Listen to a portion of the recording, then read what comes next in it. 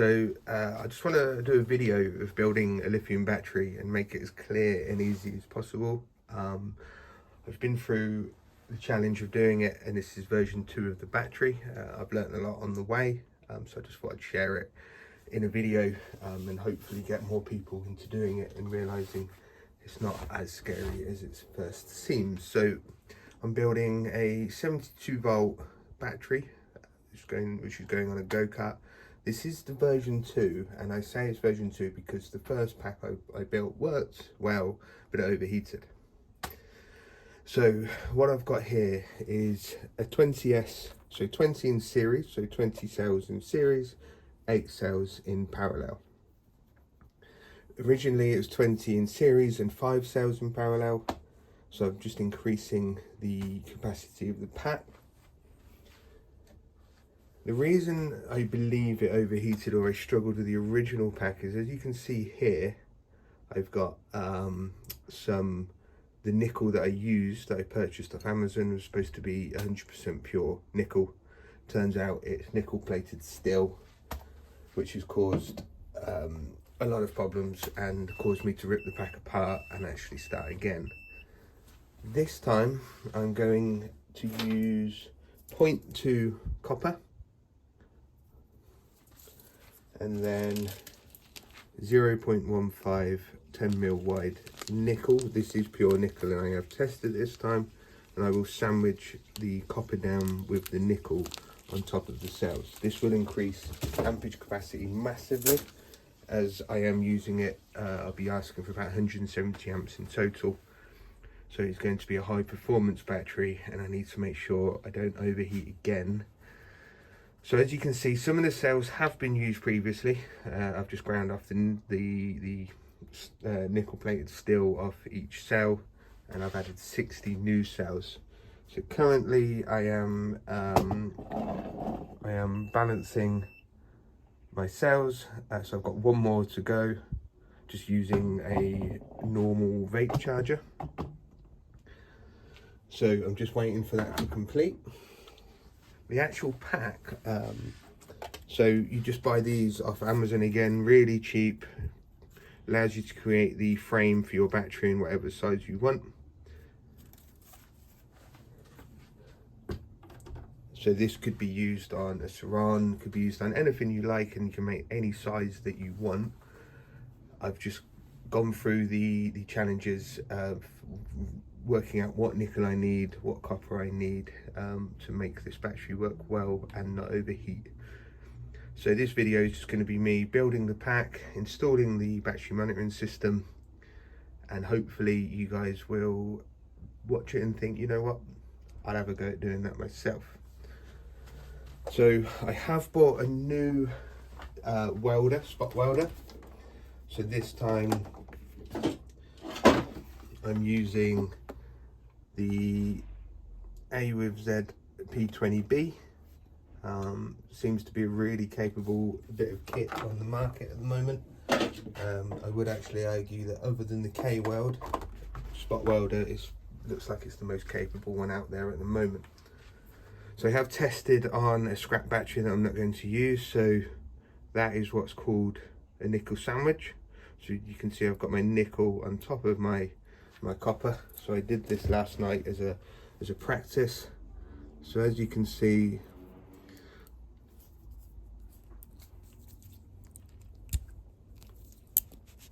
it's pretty strong. I don't think that that's going to cause any issues in the future, so I'm quite happy with the capability of the spot welder. Now the original spot welder I used was this one here. Perfectly good for nickel plated steel and 0.1 nickel, but I don't need that. I need much higher performance for this pack. So yeah, so we're going to make a start today, and then hopefully get a video out of it where it's very clear. And so all I've got at the moment is I've charged all 160 cells. I've just got the last one to finish topping off. Then I've put them into the shape that I want. It's quite an easy shape for what I'm fitting this to. I don't need to split the pack or make a triangle or make anything imaginative for this pack. So once that one's finished, I can then, I've got the bottom frame here, then I can put the top on. That'll make the pack nice and solid, easy to work with. Then I will start spot welding, and I will do a single row here, so positive, negative, all the way across, finishing on negative. So at first I'll do a single row here, and then we'll join these two, and so on, until we increase our voltage up to 84 volts, as they're all charged to about 4.2 volts at the moment. So yeah, let's make a start. So 160 cells, all charged up. Samsung 50S cells are the cells that I'm using. So I've got 160 of them ready to start spot welding. So there is some safety precautions at this point. We don't want to short any of these cells. There is multiple ways that people do that. They put plastic over it as they work across, or you know, some way of stopping any cells from shorting out if you used to drop something on it. So that is one of the precautions. Now, one of the ways I do it is literally, as I work across it, I will just put electrical tape over the cells that I'm not working on, and then just remove it as we get there. So we'll do that all the way across the pack, because the first one that we're going to be spot welding is a single line on the very first cell.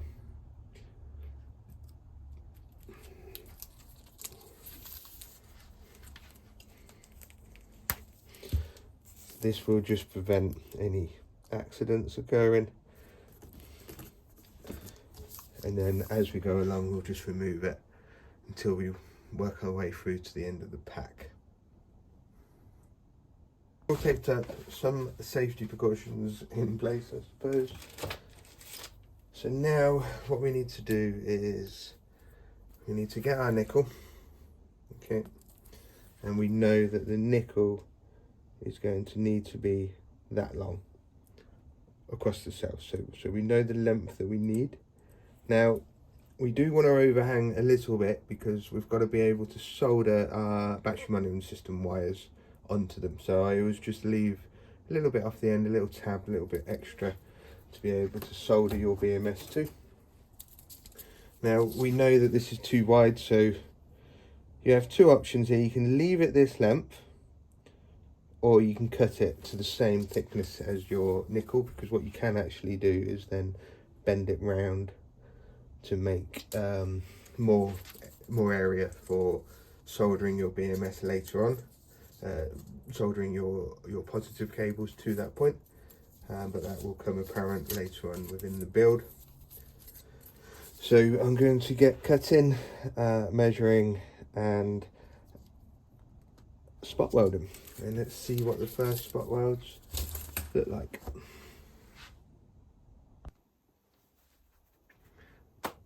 This is the first spot welds that I'll be doing. So as you can see, I've got some magnets. Obviously nickel isn't, it's a little bit magnetic, it gets less magnetic as it gets warmer, I believe. So they're kind of helping, not much, but definitely better than not having them, just to hold it in place. So as you can see, I've cut the nickel to 10mm as well, because the plastic housing does actually have gaps 10mm wide for it to sit in, just to locate it a little bit more. So we're going to turn the welder on. So some of the settings that I've been playing around with, so we've got welding mode auto preheating, which sends voltage down to basically burn off any oxide that's on there. Does really help.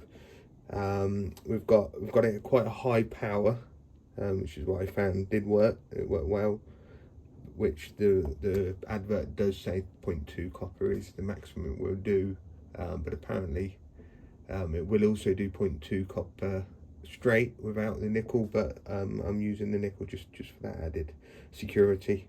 And then we've got a trigger time of 0.5 seconds, and then a number of continuous spot welding. Now what I'm going to be doing this time is changing one of the settings. So I'll be changing welding mode to manual. Now what that means is actually comes with a pedal for me to press instead of automatically doing the weld. Just helps you position better. So with the settings that I'm currently on, this should work quite well.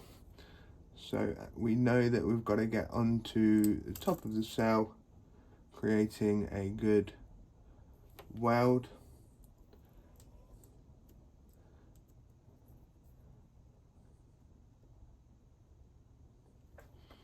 So we're going to put them on. We're not applying too much pressure, but a good amount to ensure that it creates a good weld. And then we're going to press the pedal. And that's our first weld. And then we're going to apply 4 welds to each cell. So that's our first one. And we're going to move on to our second one. Again, a good gap between, good amount of pressure but not crazy.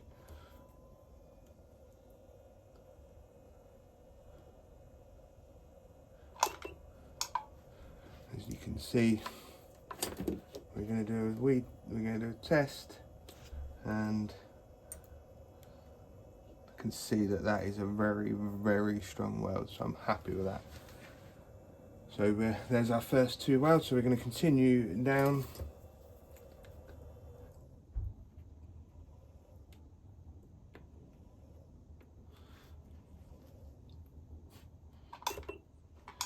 The probes will get fairly warm. I know that some people wear gloves. This does have a temperature gauge on there, and it does detect if it gets too warm. The probes do cool fairly fast.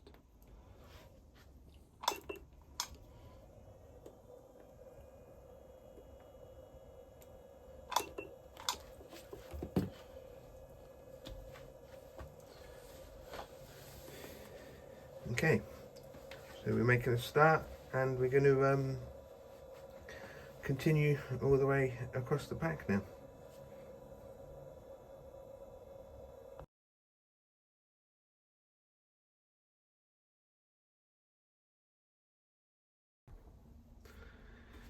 Okay, so first one done. Super strong welds, happy with that. So now this bit is unknown to me. I haven't tried this out yet. In my head or on paper it seems to be correct. So we've got our first positive row connected. Cool. So then negative would be then to positive, to negative, to positive, to negative, and so on. So I'm hoping the width of this is correct. So if I cut that at the right length, then I can just fit it like that, creating a really, really strong connection with nickel on top, and not having to cut this into thin strips and then creating small strips going this way. I can just cut this straight to the correct size. So I will proceed with doing that, and we'll see how it turns out. Okay, so didn't quite go to plan first attempt. So I actually used 30mm copper originally between the cells. It's actually just a little bit too short. So what I've had to do is buy 40mm, and then I trim it down so it fits in between these plastic lugs on the actual lid of the battery. Keeps it in, keeps it much more stable, much easier to spot weld as well. So yeah, I'm happy with that. I've done the first one off video because it was actually the first time I've tried as well using copper. So the next one I'm going to do filming so you guys can sort of see how I set it up. But yeah, so the first one I'm happy.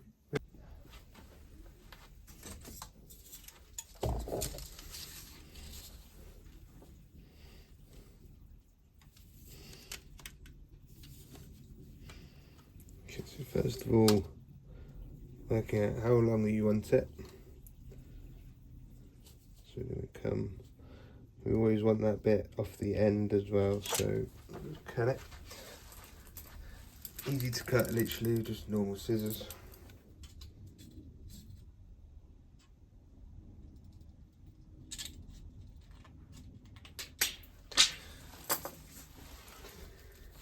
Okay, so that will go there, just like that. So now we need our 2 lengths of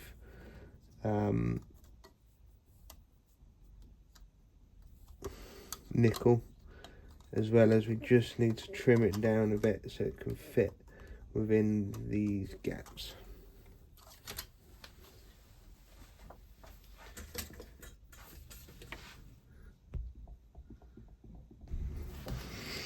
Okay, so I've cut my nickel and copper, so the copper now fits in between the 2 raised edges, so that certainly helps it locate and makes the spot welding a lot easier.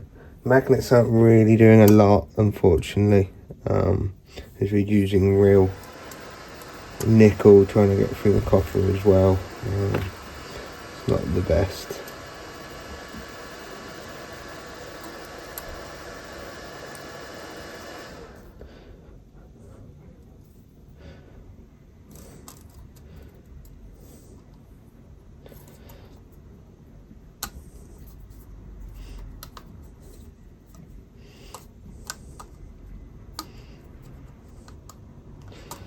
Once you get a couple down, it sort of all holds itself in place. But the first ones are the most important, so spend some time getting it right.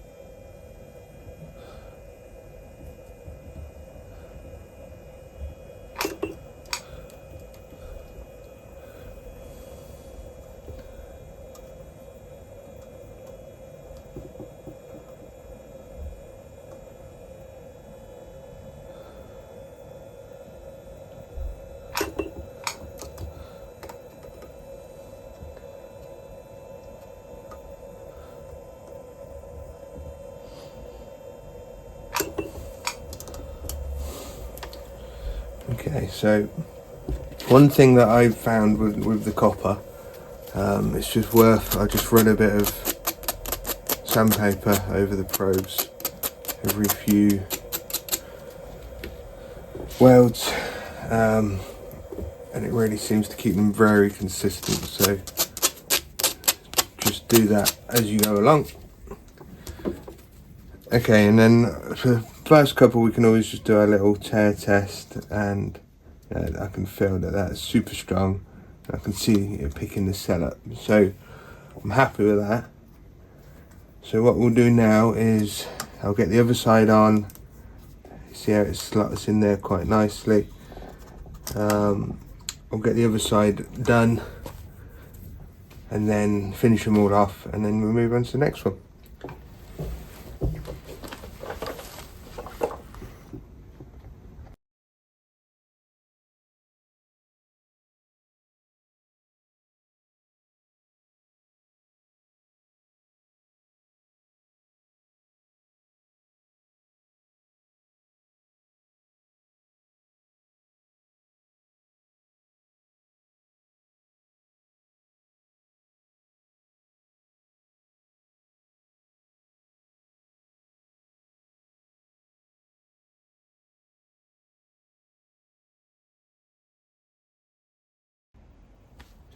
Okay, so as you've seen, the top layer is finished.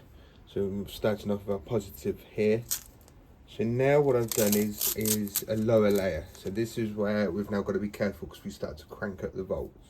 So we know this one is a single strip of copper and nickel going down just for those cells. Then now we've got from our negative to our positive, positive to negative, negative to positive, and all the way down until we reach the last cell of the pack. So if I've done this correctly, we will see 4 volts roughly on each cell. Then these two should come to about 8.4 volts as these cells are charged up to about 4.2 each. So what I'll do first is show you where I'm going to connect them. So you can test your 4 volt theory, 4 volts, and then if you go from here to here, so that's your positive terminal to your next negative terminal, we'll hopefully get 8 volts. So I'll just move you back over to the meter. Okay, so first cell, top and bottom, 4.2 volts, that's good. And that's anywhere within that nickel. Then the next cell along, positive and negative, 4.2 volts. So now if we do our positive and our negative together, we've got 8.3 volts now. So as we continue to add more copper, that will increase all the way until we're roughly to about 84 volts. All copper and nickel spot welds done, all in place. So this pack is now at its maximum capacity. So we know that this is the start of our pack and this is the end of our pack. So this is the first positive and last negative. So if I've done this correctly, there's no issues with my pack, we'll see 84 volts, so 83.5 volts, perfect. So now we carry on with starting to cover it with Kapton tape, which looks like this, which we'll discuss shortly, and start working on our big BMS. Next, it's time to think about installing the BMS now. So we'll be using an ANT BMS, ANT BMS, which I obviously have fitted already to the previous battery, hence why the sticky pads are on there. We need to start working out where our BMS wiring goes and where we want our temperature gauges. So we're going to have 4 temperature gauges within this pack. So what we need to do now is get all the tape off the top of the battery, and then start thinking about where we're going to put our Kapton tape. Really good tape, really low isolation, very heat resistant. And we'll just be using number plate sticky pads to stick the BMS back down on top of the pack. The only big thing I do is I don't stick it straight to the top of the battery. I will be sticking it to this, which will probably go roughly about there, and then the BMS will sit on top, just to stop any shorting out.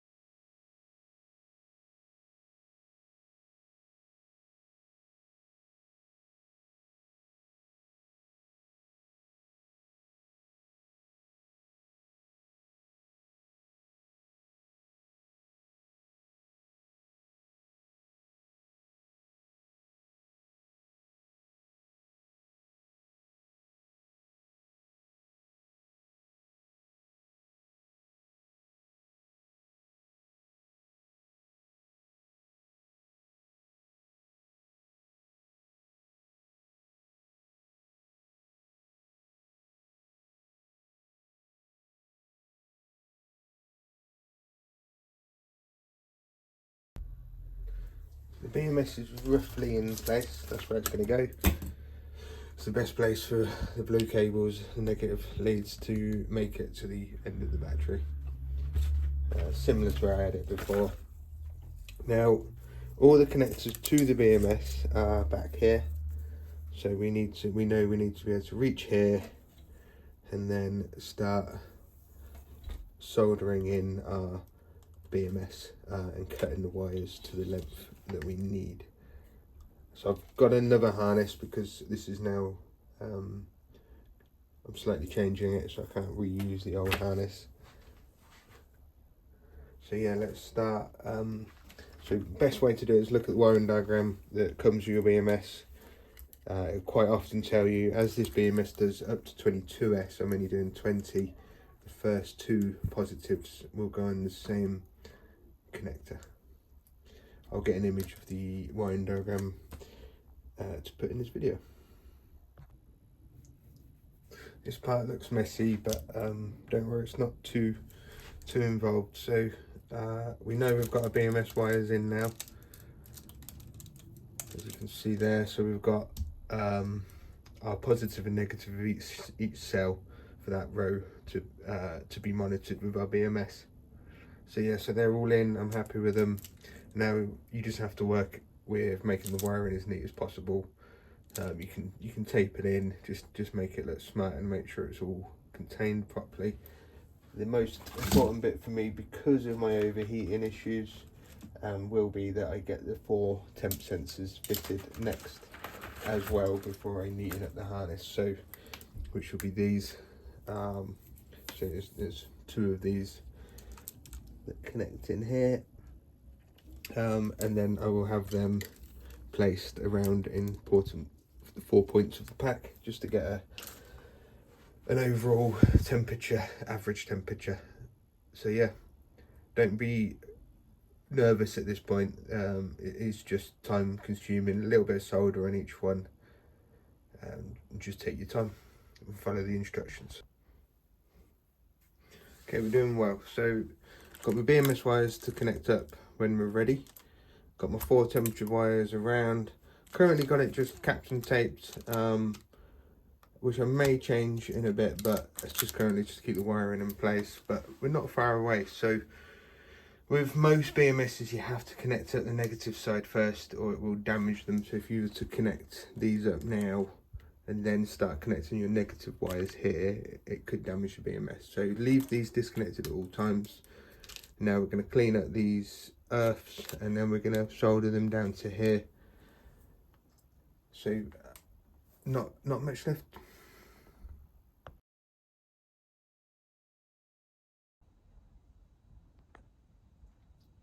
Just powered her up for the first time, so negative cable is connected to the last cell in the pack. Currently the light's flashing, it's doing an auto balance, so it's currently auto balancing all the cells.